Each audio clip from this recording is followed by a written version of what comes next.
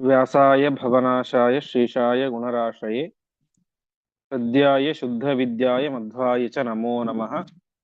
नारायणाय परिपूर्णगुणार्णवाय विश्वोदयस्थितिलयो नियतिप्रदाय ज्ञानप्रदाय विबुधासुरसौख्यदुःखसत्कारणाय वितताय नमो नमस्ते। श्रीगुरुभ्यो नमः। हरि ओಂ। ಹಿಂದಿನ ಪಾಠದಲ್ಲಿ ನಾವು ಕಂಡಂತೆ ಅರ್ಜುನ ಸುಭದ್ರೆಯನ್ನು ಅಪಹಾರ ಮಾಡಿಕೊಂಡು ಹೋಗ್ತಾ ಇರ್ತಾನೆ. ಆ ಸಂದರ್ಭದಲ್ಲಿ ಬಲರಾಮನ ಪ್ರೀತಿ ಪಾತ್ರನಾದಂತಹ ವಿಪ್ರಥು ಅರ್ಜುನನ್ನ ತಡಿತಾನೆ. ಅವನ ಉದ್ದೇಶ ಅರ್ಜುನನ್ ತಡಿಬೇಕು ಅಂತಲ್ಲ, ಆದರೆ ಬಲರಾಮನ ಅಪ್ಪಣೆಯಂತೆ ಅವನಿಗೆ ಪ್ರೀತಿಯನ್ನು ಉಂಟು ಮಾಡಬೇಕು ಅಂತ ತಡಿತಾ ಇದ್ದ. ಆ ಸಂದರ್ಭದಲ್ಲಿ ಅರ್ಜುನ ಅವನ ಮೇಲೆ ಶರವರ್ಷೈರ್ವವರ್ಷ ಬಾಣಗಳ ಮಳೆಯನ್ನೇ ಸುರಿಸಿದ. ಆದರೆ ಯಥಾಕ್ಷತಂ ನಭವೇತ, ಅವನ ಮೈಗೆ ಒಂಚೂರೂ ಕೂಡ ಗಾಯ ಆಗಲಿಲ್ಲ. ಆ ರೀತಿಯಾಗಿ ಅದ್ಭುತವಾದಂತಹ ಬಾಣಗಳ ಮಳೆಯನ್ನ ಅವನ ಮೇಲೆ ಸುರಿಸಿದ ಅಂತ ಇಷ್ಟು ವಿಚಾರ ಆಗಿತ್ತು. ಇಂದು 195ನೇ ಶ್ಲೋಕದಿಂದಾಗಿ ಪ್ರಾರಂಭ. ನಿರಾಯುಧಂ ವಿರಥಂ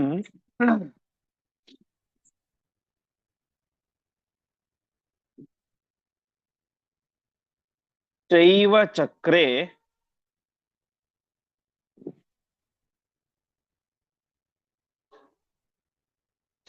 ಪಾರ್ಥಃ ಸೇನಾಂ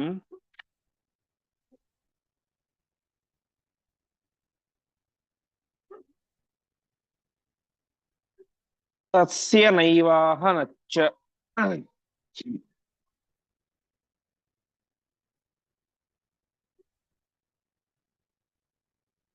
ದೃಷ್ಟ್ವಾ ಶರಾಂಸ್ತಸ್ಯ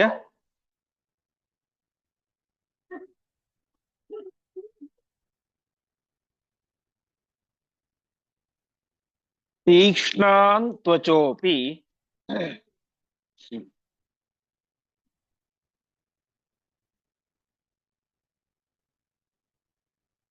ನಚ್ಛೇದಕಾನ್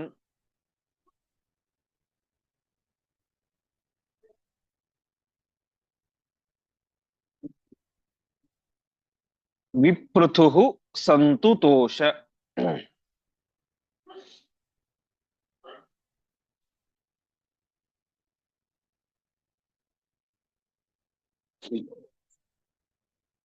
ಪದಚ್ಛೇದ. ನಿರಾಯುಧಂ ವಿರಥಂ ಚ ಏವ ಚಕ್ರೆ ಪಾರ್ಥಃ ಸೇನಾಂ ತಸ್ಯ ನ ಏವ ಅಹನತ್ ಚ.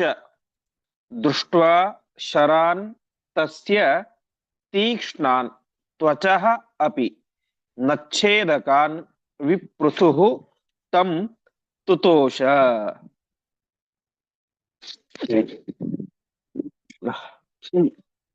ಅರ್ಜುನ ಅವನ ಮೇಗೆ ಚೂರೂ ಕೂಡ ಗಾಯ ಆಗದಂತೆ ಬಾಣ ಪ್ರಯೋಗಗಳನ್ನ, ಬಾಣದ ಮಳೆಯನ್ನೇ ಸುರಿಸಿದ ವಿಪೃಥುವಿನ ಮೇಲೆ. ಅವನ ಮೈಗೆ ಗಾಯ ಆಗಲಿಲ್ಲ. ಆದರೆ ಅವನ ಆಯುಧವನ್ನ ಮತ್ತು ರಥವನ್ನ ಅರ್ಜುನ ನಾಶ ಮಾಡಿದ. ನಿರಾಯುಧಂ ವಿರಥಂ ಚಕ್ರೆ. ಅದಾದ ಮೇಲೆ ಅರ್ಜುನ ಬರೀ ವಿಪೃಥುವಿಗೆ ಮಾತ್ರ ಗಾಯ ಮಾಡದಿದ್ದಲ್ಲ, ತಸ್ಯ ಸೇನಾಂ ನೈವ ಅಹನತ್, ಅವನ ಸೇನೆಯನ್ನು ಕೊಲ್ಲಲಿಲ್ಲ ಅಂತ. ಹೀಗೆ ಸುಭದ್ರೆ ಮೇಲಿನ ಪ್ರೀತಿಯಿಂದ, ಕೃಷ್ಣನ ಮೇಲಿನ ಭಕ್ತಿಯಿಂದ, ಯಾದವರ ಮೇಲಿನ ಅಭಿಮಾನದಿಂದಾಗಿ ಯಾರಿಗೂ ಕೂಡ ತೊಂದರೆ ಮಾಡಲಿಲ್ಲ. ತಸ್ಯ ಸೇನಾಂ ನೈವ ಅಹನತ್. ಆ ಸಂದರ್ಭದಲ್ಲಿ ವಿಪೃಥುವಿಗೆ ಭಾರಿ ಸಂತೋಷ ಆಯಿತು ಅಂತೆ. ಏನಂತ? ತಸ್ಯ ತೀಕ್ಷ್ಣಾನ್ ಶರಾನ್, ಅರ್ಜುನನ ಬಾಣ ಅದು ಅದ್ಭುತವಾದಂತಹ ಬಾಣ. ಹೀಗೆ ಅತ್ಯಂತ ತೀಕ್ಷ್ಣವಾದಂತಹ ಬಾಣಗಳು ಅರ್ಜುನನ ಬಾಣಗಳು. ಅಂತಹ ಬಾಣಗಳ ಮಳೆಯನ್ನೇ ಸುರಿಸ್ತಾ ಇದ್ರು ಕೂಡ ತ್ವಚಃ ಅಪಿ ನಚ್ಛೇದಕಾನ್, ಏನೋ ಮೈಗೆ ಚುಚ್ಚಿತು, ಒಳಗಡೆ ಗಾಯ ಜಾಸ್ತಿ ಆಗ್ಲಿಲ್ಲ, ಒಳಗಡೆ ನೋವಾಗ್ಲಿಲ್ಲ, ಆ ರೀತಿ ಅಲ್ಲ. ಮೈ ಮೇಲಿನ ಚರ್ಮದ ತುದಿಯನ್ನು ಕೂಡ ಆ ಬಾಣಗಳು ಮುಟ್ಲಿಕ್ಕೆ ಹೋಗ್ಲಿಲ್ಲ. ಅಷ್ಟು ಸೂಕ್ಷ್ಮವಾಗಿ ಬಾಣಗಳ ಮಳೆಯನ್ನ ಅರ್ಜುನ ಸುರಿಸಿದ್ದ. ಹೀಗೆ ತ್ವಚ ಅಂತಂದ್ರೆ ಚರ್ಮ, ನಚ್ಛೇದಕಾನ್, ಚರ್ಮವನ್ನು ಅದು ನಾಶ ಮಾಡಲಿಲ್ಲ, ಗಾಯ ಮಾಡಲಿಲ್ಲ. ಹೀಗೆ ಆ ಅದ್ಭುತವಾದಂತಹ ಬಾಣಗಳು, ತೀಕ್ಷ್ಣವಾದಂತಹ ಬಾಣಗಳು, ಮತ್ತೇನು ಏನು ಯಾವುದೋ ಮೊಂಡು ಬಾಣಗಳಲ್ಲ, ಅತ್ಯಂತ ಶಾರ್ಪೆಸ್ಟ್ ಆದಂತಹ ಬಾಣಗಳು. ಅಂತಹ ಬಾಣಗಳನ್ನ ಅರ್ಜುನ ನಮ್ಮ ಮೇಲೆ ಸುರಿಸಿದರೂ ಕೂಡ ನಮ್ಮ ಮೈಗೆ ಚೂರು ಗಾಯ ಆಗಲಿಲ್ಲಲ್ಲ. ಎಂತಹ ಚಾಕಚಕ್ಯತೆ, ಎಂತಹ ಅಭ್ಯಾಸದ ಬಲ ಅರ್ಜುನದ್ದು ಅಂತ ವಿಪ್ರತುಹು ತುತೋಷ, ಭಾರೀ ಸಂತೋಷ ಆಯ್ತು ಅಂತೆ. ನಮ್ಮ ಸುಭದ್ರೆಗೆ ಉತ್ತಮವಾದಂತಹ ಪತಿ ಸಿಕ್ಕ, ಗಂಡ ಸಿಕ್ಕ ಅಂತ ವಿಪ್ರಥುವಿಗೆ ಭಾರಿ ಸಂತೋಷ ಆಯಿತು ಎಂಬುದಾಗಿ ತಿಳಿಸ್ತಾ ಇದ್ದಾರೆ. ಮುಂದೆ ಶಿಕ್ಷಾಂ ಪಾರ್ಥಸ್ಯ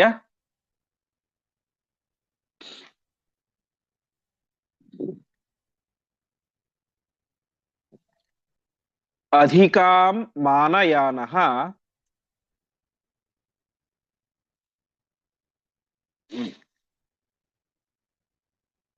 ಉಪೇತ್ಯ ಪಾರ್ಥಂ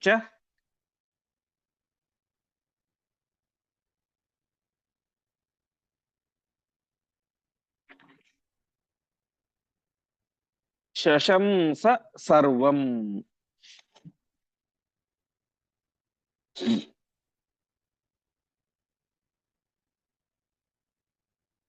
ಆಜ್ಞಾಂ ವಿಷ್ಣೋಃ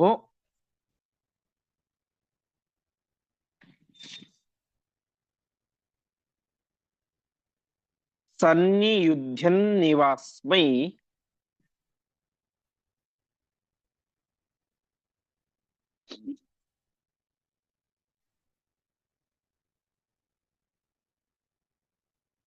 ಕೃತ್ತಾಯುಧಃ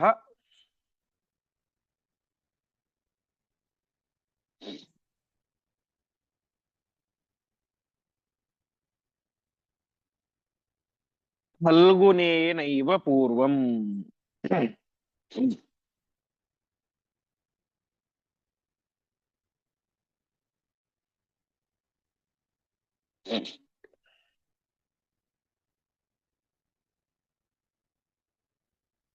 ಪದಚ್ಛೇದ.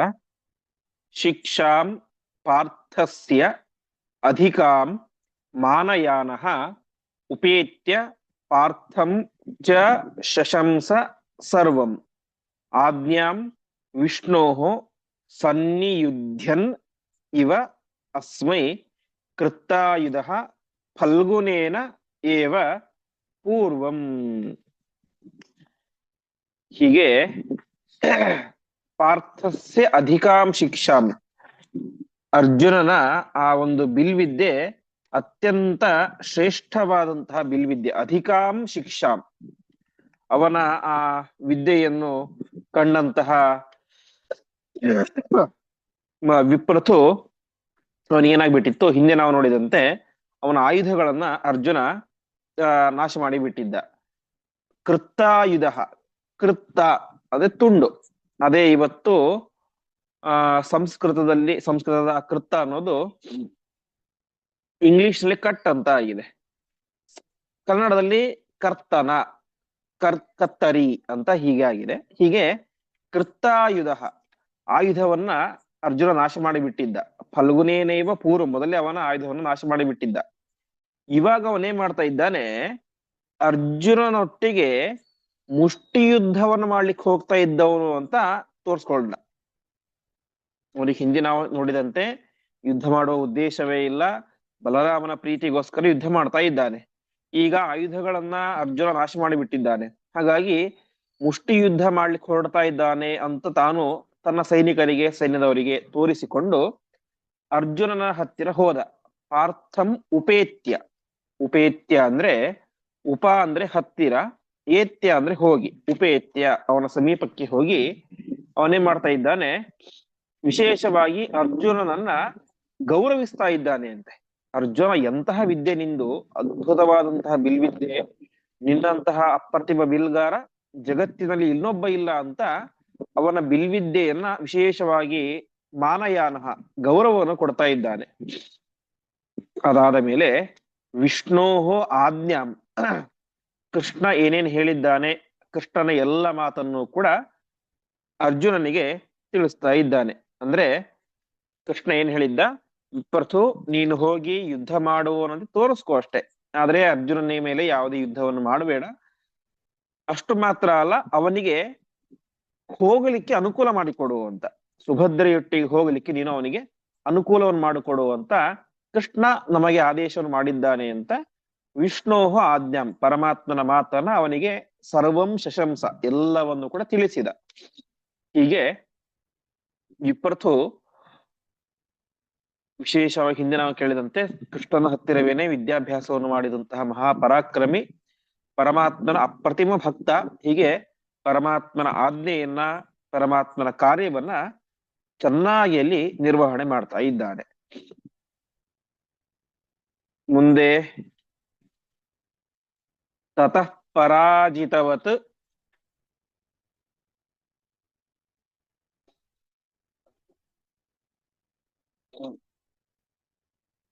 ಶೀಘ್ರಮೇತ್ಯ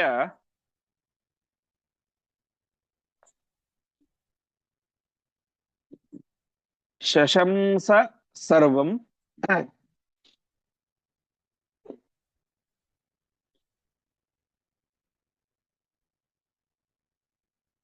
ಫಲಿನೇಥ ಸೋಪಿ.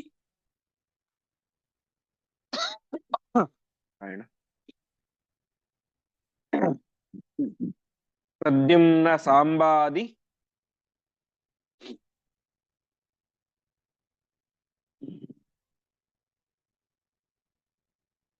ಯುತೋಥ ಕೋಪಾತ್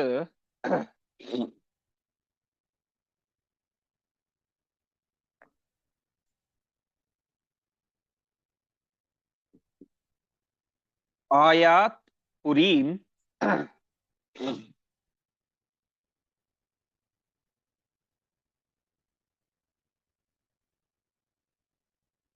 ಹಂತು ಕಾಮೋರ್ಜುನಂ ಚ.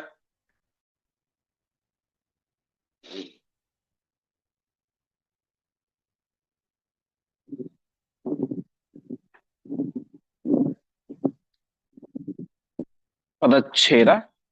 ತತಃ ಪರಾಜಿತವತ್ ಶೀಘ್ರಂ ಏತ್ಯ ಶಶಂಸ ಸರ್ವಂ ಹಲಿನೆ ಅಥ ಸಹ ಅಪಿ ಪ್ರದ್ಯುಮ್ನ ಸಾಂಬಾದಿಯುತಃ ಅಥ ಕೋಪಾತ್ ಆಯಾತ್ ಪುರೀಂ ಹಂತು ಕಾಮಃ ಅರ್ಜುನಂ ಚ.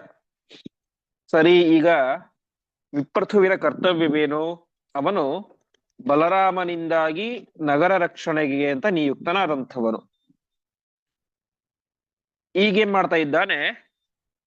ಜಗತ್ತಿನ ದೃಷ್ಟಿಯಲ್ಲಿ ವಿಪ್ರಥು ಅರ್ಜುನನ ಕೈಯಲ್ಲಿ ಯುದ್ಧದಲ್ಲಿ ಸೋತ. ಹಾಗಾಗಿ ಪರಾಜಿತವತ್, ತಾನು ಅರ್ಜುನನಿಗೆ ಸೋತಂತೆ ನಟಿಸಿ ಅವನೇ ಮಾಡಿದ ಶೀಘ್ರಂ ಹಲಿನೇ ಏತ್ಯ ಸರ್ವಂ ಶಶಂಸ. ತಕ್ಷಣ ಮತ್ತೆ ಅವನು ಪಿಂಡೋದ್ಧಾರ ಕ್ಷೇತ್ರಕ್ಕೆ ಹೋದ.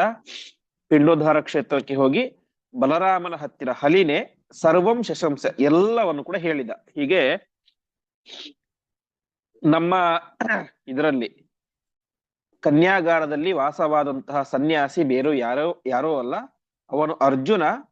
ಇವತ್ತು ಅರ್ಜುನ ಕೋದಂಡಪಾಣಿಯಾಗಿ ನಮ್ಮ ಸುಭದ್ರೆಯನ್ನ ಅಪಹಾರ ಮಾಡಿದ್ದಾನೆ ಅಂತ ಎಲ್ಲ ವಿಚಾರವನ್ನು ಕೂಡ ವಿಪ್ರಥು ಬಲರಾಮನಿಗೆ ತಿಳಿಸಿದ.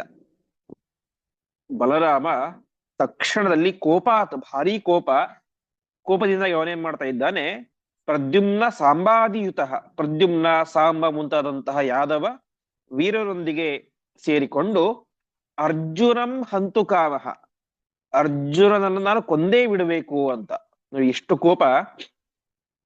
ನಾನೇನೋ ಭಾರಿ ಒಳ್ಳೆ ಸನ್ಯಾಸಿ ಹಾಗೆ ಹೀಗೆ ತಂದ್ಕೊಂಡು ಕನ್ಯಾಗಾರದಲ್ಲಿ ಚಾತುರ್ಮಾಸ್ಯಕ್ಕೆ ಅಂತ ಕೂಡಿಸಿದರೆ ಈ ಸ್ವಾಮಿ ನೋಡಿದರೆ ನನ್ನ ತಂಗಿಯನ್ನೇ ಅಪಹಾರ ಮಾಡ್ತಾ ಇದ್ದಾನೆ ಅಂತ ಭಾರಿ ಕೋಪದಿಂದಾಗಿ ಇನ್ನು ನಾನು ಅರ್ಜುನನನ್ನು ಬಿಡೋದಿಲ್ಲ, ಕೊಂದೇ ಬಿಡ್ತೇನೆ ಅಂತ ಪುರೀಂ ಆಯಾತ್, ಪಿಂಡೋದ್ಧಾರ ಪಟ್ಟಣದಿಂದಾಗಿ ದ್ವಾರಕಾ ಪಟ್ಟಣಕ್ಕೆ ತನ್ನ ಯಾದವ ಸೈನ್ಯದೊಂದಿಗೆ, ಯಾದವ ವೀರರೊಂದಿಗೆ ಬಲರಾಮ ಬಂದ.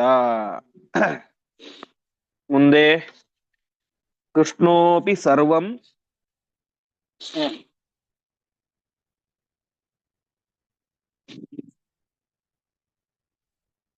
विपृथोः निशम्य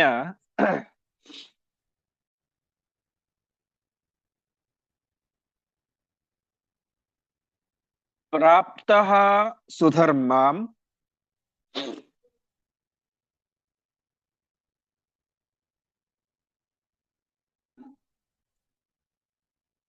विमना इवासीत्।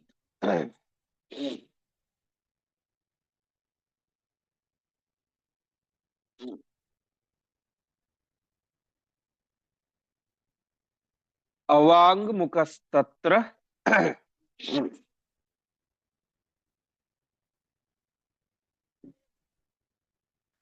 यदु प्रवीराः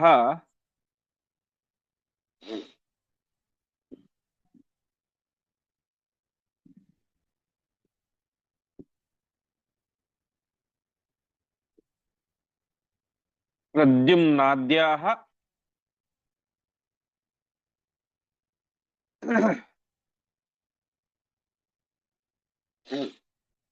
आहुरुच्चैर्नदन्तः।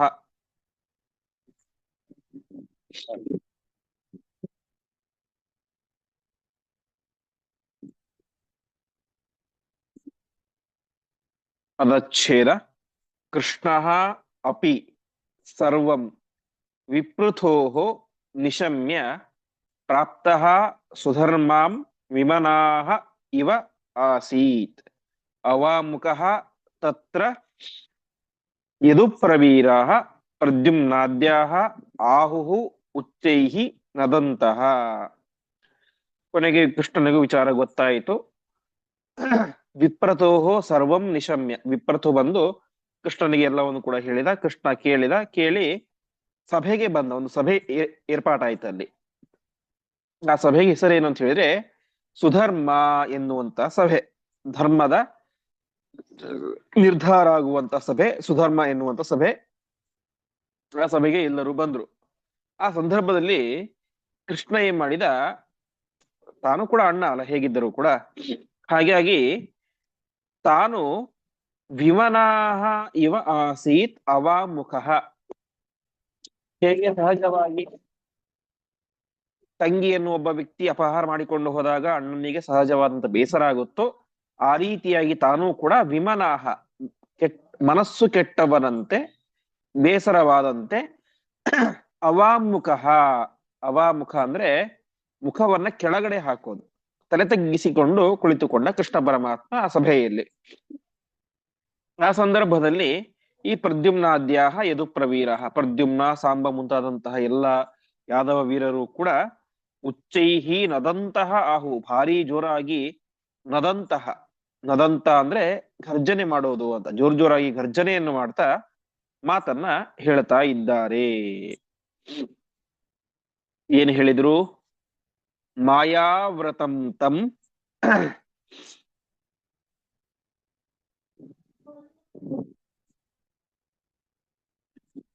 ವಿನಿಹತ್ಯ ಶೀಘ್ರಂ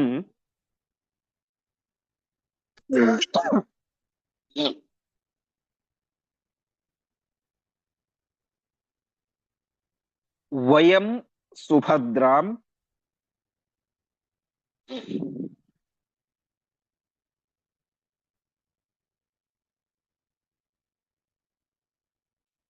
ಆನಯಾಮ ಕ್ಷಣೇನ.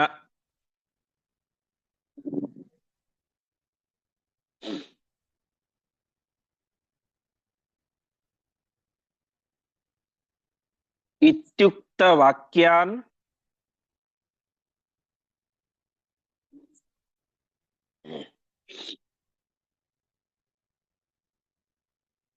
ಅವದತ್ ಬಲಸ್ತಾನ್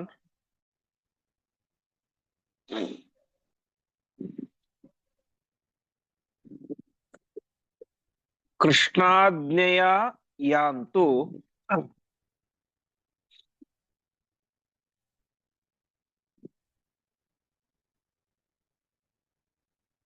ನ ಸ್ವೇಚ್ಛಯೈವ.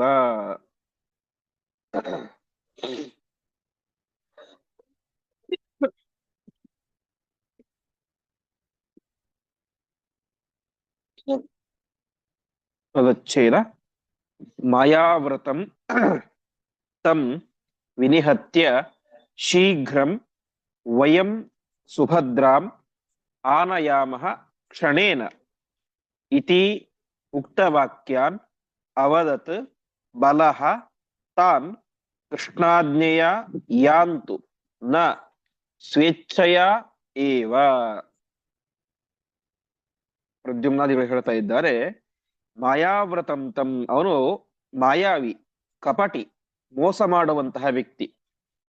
ಒಬ್ಬ ಮಹಾಪರಾಕ್ರಮಿಯಾಗಿ ಸನ್ಯಾಸಿಯ ವೇಷವನ್ನು ಹಾಕಿಕೊಂಡು ಬಂದು ನಮಗೆಲ್ಲರಿಗೂ ಕೂಡ ಮೋಸವನ್ನು ಮಾಡಿದ್ದಾನೆ. ಅಂತಹ ಆ ಕಪಟಿಯಾದಂತಹ ಅರ್ಜುನನನ್ನ ನಾವು ಶೀಘ್ರ ಮಿನಿಯತ್ತೆ, ಬೇಗನೆ ಹೋಗೋಣ, ಅವನನ್ನು ಕೊಲ್ಲೋಣ. ಕ್ಷಣೇನ ಸುಭದ್ರಾಂ ಆನಯಾಮ, ತಕ್ಷಣದಲ್ಲಿ ಸುಭದ್ರೆಯನ್ನ ನಾವು ವಾಪಸ್ ತರೋಣ.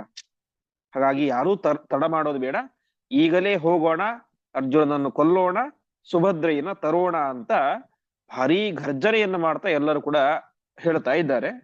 ಆ ಸಂದರ್ಭದಲ್ಲಿ ಬಲರಾಮ ಒಂದು ಮಾತನ್ನ ಹೇಳಿದ. ಬಲಹ ತಾನ್ ಅವದತ್, ಹೇಳಿದ ಏನಂತ ನೋಡಿ, ನೀವೆಲ್ಲರೂ ಕೂಡ ಸುಮ್ನೆ ಹೀಗೆ ಅವಸರ ಮಾಡಬೇಡಿ. ಕೃಷ್ಣಾಜ್ಞೆಯ ಯಾಂತು, ಕೃಷ್ಣನ ಮಾತನ್ನ ಕೇಳಿ, ಕೃಷ್ಣನ ಆಜ್ಞೆಯನ್ನು ಪಡೆದುಕೊಂಡು ನೀವೆಲ್ಲರೂ ಕೂಡ ಹೋಗಿ ಸ್ವೇಚ್ಛೆಯ, ನಿಮಗೆ ಮನಸ್ಸಿಗೆ ಬಂದಂತೆ ಮಾಡೋದು ಸರಿಯಲ್ಲ, ಕೃಷ್ಣನ ಆಜ್ಞೆಯನ್ನು ಪಡೆದುಕೊಂಡು ನೀವೆಲ್ಲರೂ ಕೂಡ ಯುದ್ಧಕ್ಕೆ ಹೋಗಿ ಅಂತ ಬಲರಾಮ ಅವರಿಗೆ ತಿಳಿಸಿದ. ಮುಂದೆ ಜ್ಞಾತವ್ಯಮೇತಸ್ಯ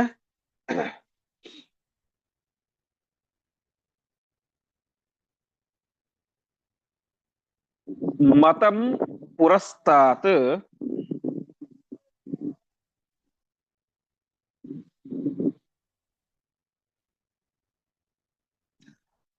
ಹರೇರ್ವಿರೋಧೆ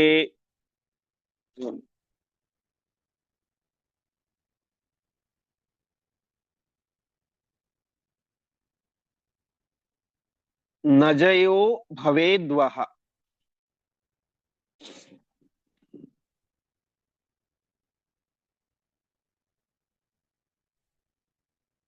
ಇತ್ಯುಕ್ತ ವಾಕ್ಯೆ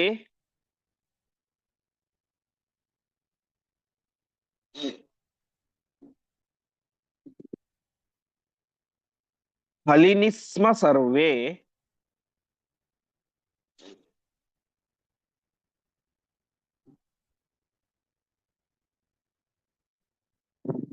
ಪಪ್ರಚ್ಚುರಾನಮ್ಯ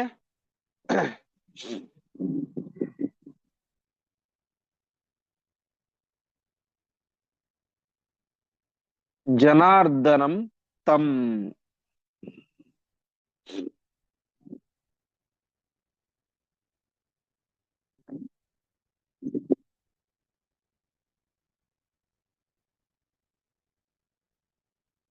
ಪದಚ್ಛೇದ.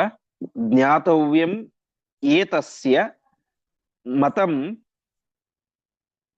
ಪುರಸ್ತಾತ್ ಹರೇಃ ವಿರೋಧೆ ನ ಜಯಃ ಭವೇತ್ ವಹ ಇತಿ ಉಕ್ತವಾಕ್ಯೆ ಹಲಿನಿ ಸ್ಮ ಸರ್ವೇ ಪಪ್ರಚ್ಛುಃ ಆನಮ್ಯ ಜನಾರ್ದನಂ ತಂ. ನೋಡಿ, ಸುಮ್ಮನೆ ನೀವೀಗ ಅವಸರ ಮಾಡೋದು ಸರಿಯಲ್ಲ.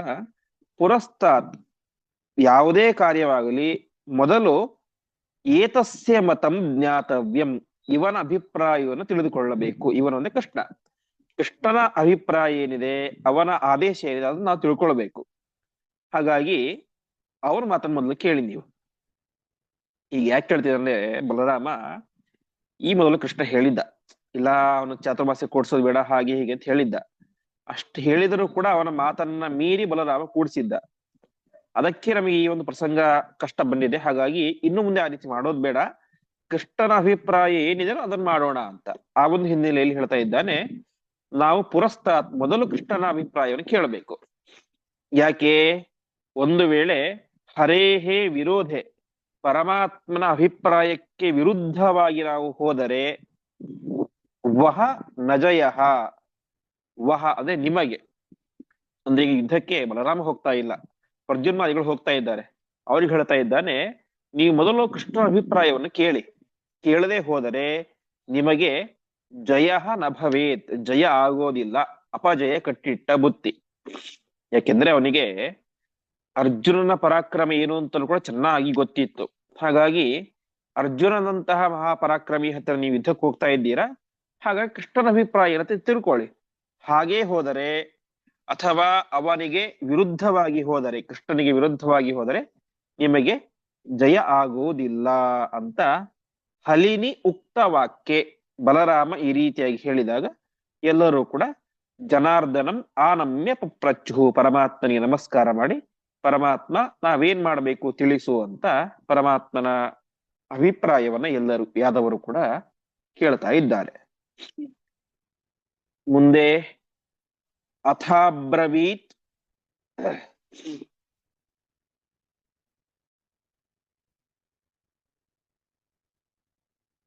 ವಾಸುದೇವೋಮಿ ತೌಜಾಹ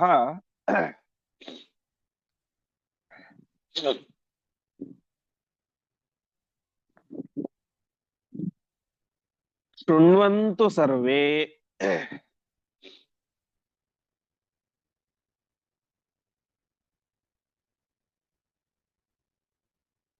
ವಚನಂ ಮದೀಯಂ.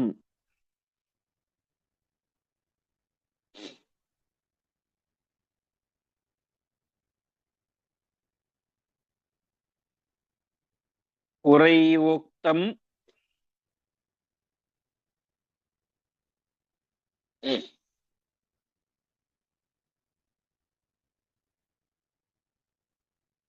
ತನ್ಮಯ ಕನ್ಯಕಾಯ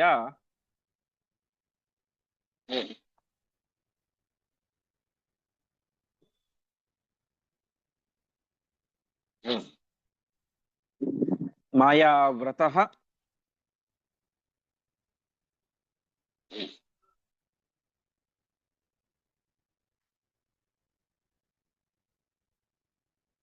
ನಾರ್ಹತಿ ಸನ್ನಿಧಿ ಸ್ಥಿತಿಂ.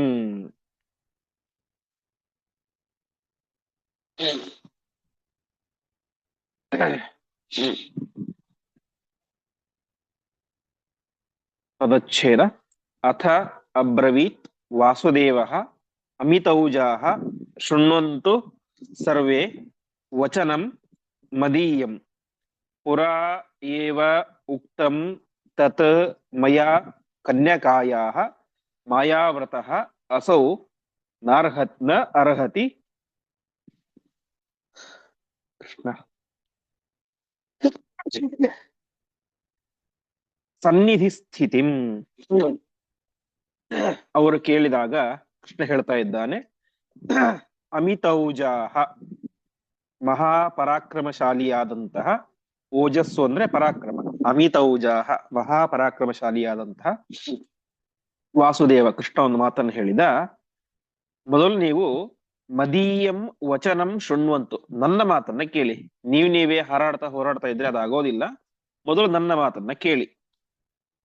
ನಾನು ಮೊದಲೇ ಹೇಳಿದ್ದೆ, ಚಾತುರ್ಮಾಸ್ಯಕ್ಕೆ ಕೂಡಿಸ್ತೀನಿ ಅಂತ ಬಲರಾಮ ಹೇಳಿದಾಗ್ಲೇ ನಾನು ಹೇಳಿದ್ದೆ, ಪುರೈ ಹೋಗ್ತ ಮೊದಲೇ ಹೇಳಿದ್ದೆ ಏನಂತ, ಅಸೌ ಮಾಯಾವ್ರತಃ, ಇವನು ಕಪಟಿ, ನಿಜವಾದಂತಹ ಸನ್ಯಾಸಿ ಅಲ್ಲ. ಹಾಗಾಗಿ ಕನ್ಯಕಾಯ ಸನ್ನಿಧಿ ಸ್ಥಿತಿಂ ನಾರ್ಹತಿ, ಇವನು ಕನ್ಯೆಯ ಹತ್ತಿರ, ಸನ್ನಿಧಿ ಅಂದ್ರೆ ಹತ್ತಿರ ಅಂತ, ಕನ್ಯೆಯ ಹತ್ತಿರ ಇರ್ಲಿಕ್ಕೆ ಇವನು ಯೋಗ್ಯನಲ್ಲ ಅಂತ ನಾನು ಮೊದಲೇ ಹೇಳಿದ್ದೆ. ಆದ್ರೆಯೂ ನನ್ನ ಮಾತನ್ನ ಕೇಳಲಿಲ್ಲ. ಮುಂದೆ ತಾಮೇ ವಾಚಂ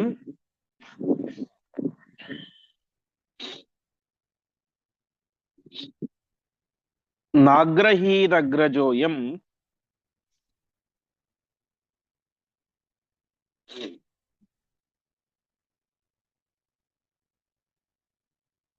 ಬಹೂನ್ ದೋಷಾನ್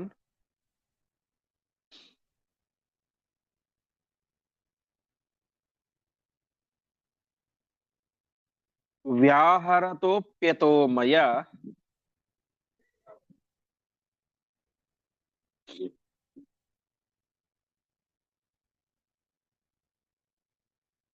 ಅನುಲ್ಲಂಘ್ಯತ್ವಾತ್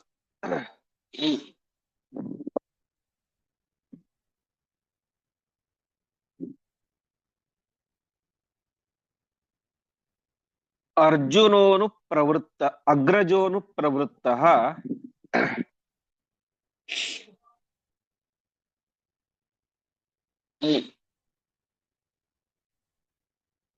ಕನ್ಯಾಗೃಹೇ ವಾಸನೆ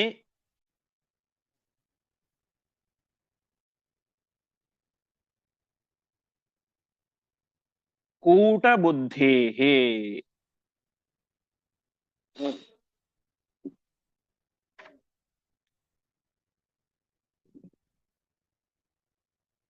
ಅವಚ್ಛೇದ ತಾಂ ಮೇ ವಾಚಂ ನ ಅಗ್ರಹೀತ್ ಅಗ್ರಜಃ ಅಯಂ ಬಹೂನ್ ದೋಷಾನ್ ವ್ಯಾಹರತಃ ಅಪಿ ಅತಃ ಮಯಾ ಅನುಲ್ಲಂಘ್ಯತ್ವಾತ್ ಅಗ್ರಜಃ ಅನುಪ್ರವೃತ್ತಃ ಕನ್ಯಾಗೃಹೇ ವಾಸನೆ ಕೂಟಬುದ್ಧೇಃ.